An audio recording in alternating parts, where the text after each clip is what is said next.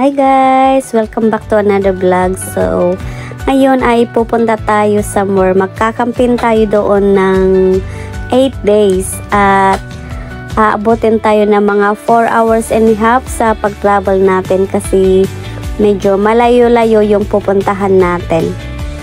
So, habang maganda ang panahon ay samantalahin natin ang pag-adventure natin, 'di ba? Kasi life is too short. So, dapat mag-enjoy lang tayo.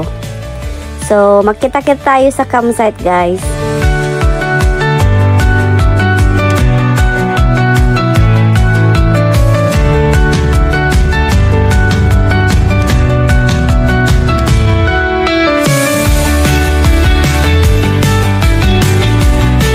Here we are, guys. Welcome to Bodal Spa Camping and Caravaning Club site. So, susundin lang natin yung steward kung saan tayo ituturo kung saan tayo mag-set up.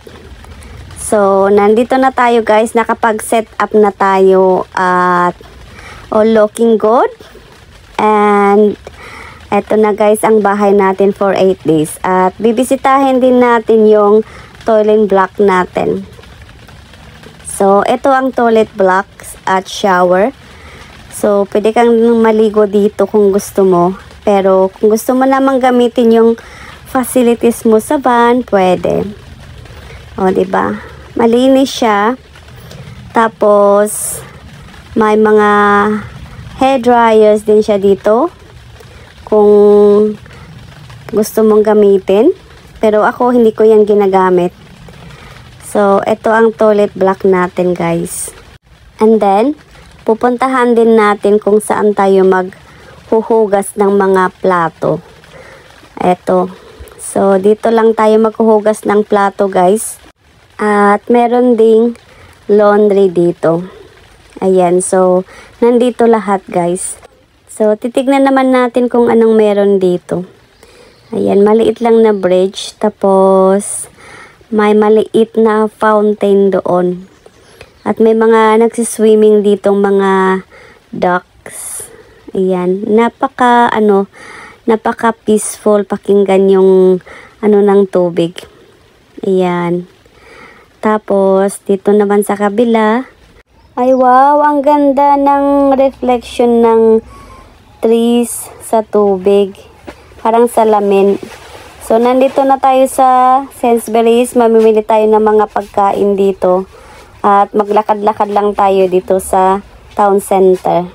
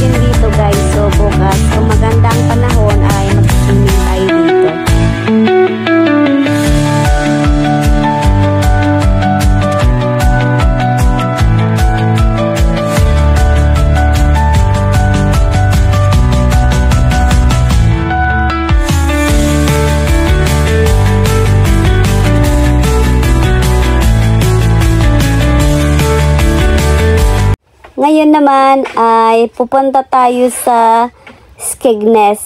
So, from the site, magta-travel tayo ng mga 40 minutes papunta sa Skegness. Titingnan natin kung anong meron dito.